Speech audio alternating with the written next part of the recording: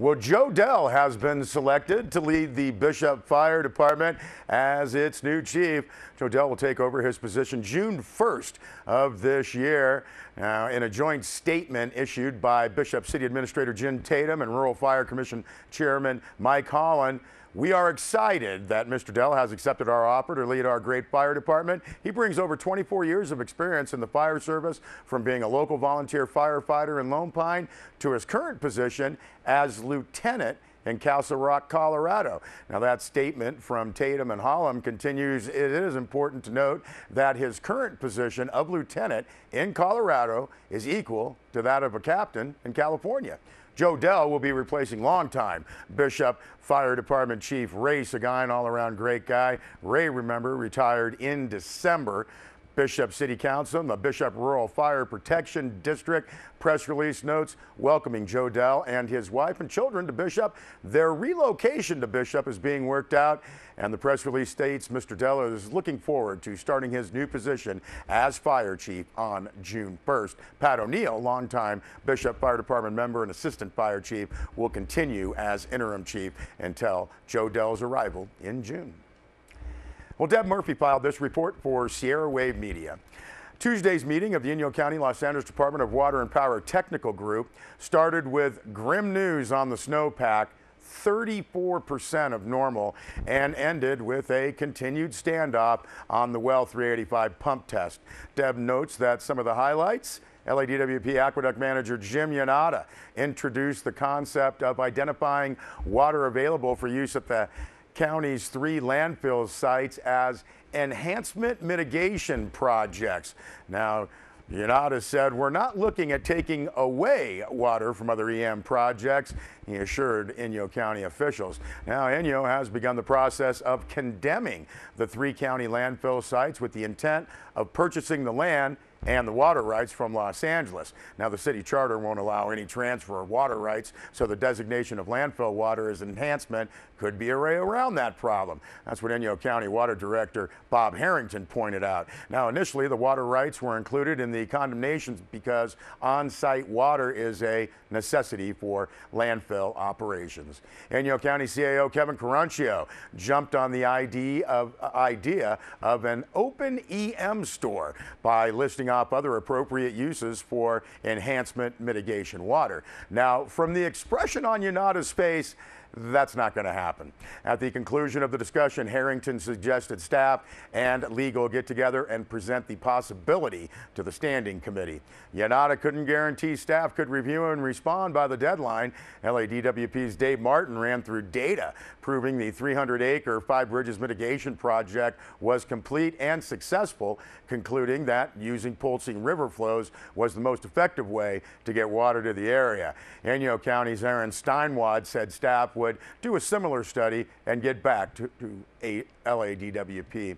Now, the final item on the agenda was a rehash of the mid-December Tech Group's W385 pump test/monitoring plan. Now, the department wanted the county to say the two had worked jointly on the plan in compliance with the long-term water agreement. Now, the elephant in the room: why is it so important to LADWP that Inyo County goes on the record stating the monitoring plan was worked on jointly and in compliance with the water agreement? Now, what are the legal implications, or put more crassly, as Deb Murphy writes, what's the gotcha if Inyo County agrees with that statement? Deb also filed this story. Earlier this week, Sierra Wave Media reported on the Mammoth Community Water District's efforts to take a second look at environmental documents and the assumption of an impermeable barrier between the district's source and deeper reservoir tapped by Ormat Technologies' Casa Diablo 4 project. Now, Mammoth Community Water District General Manager Patrick Hayes maintains new data from the United States Geological Survey calling to question that barrier. Ormat's Paul Thompson called that data inadequate. Now, Sierra Wave Media received the following statement from Eric Reichard.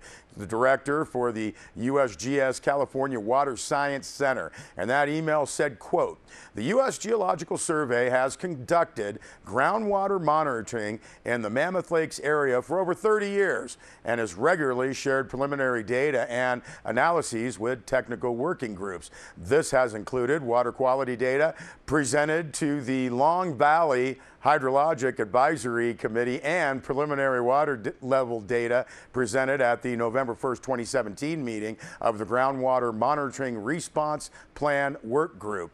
Now that email continues. The USGS stands by the integrity of its data. However, the data presented at these meetings and referred to in recent news articles have not yet undergone formal analysis following our rigorous scientific review procedures. These procedures ensure that when our science is formally released to the public, it is unbiased and reliable. Given the high interest in this subject, the USGS is working to complete such an analysis and make public an accompanying report. Thank Deb Murphy for both of those reports, which are posted in full on our website, sierrawave.net.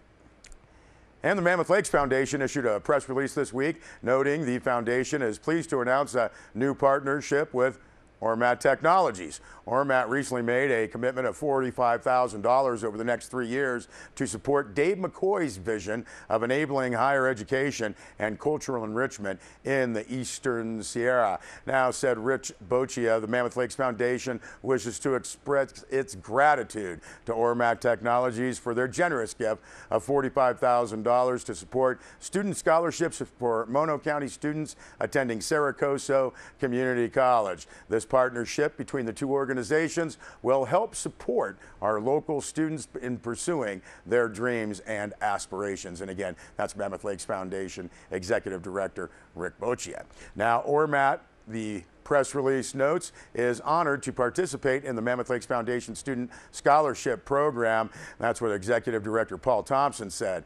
He noted that Ormat has been part of the Mammoth community for more than 30 years. This partnership aligns with Ormat's ongoing efforts to support community development through funding scholarships and institutions that promote higher education.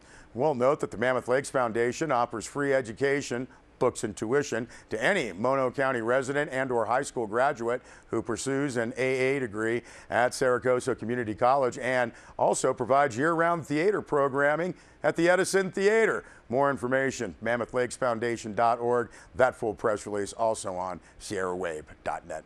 We'll be back with more news.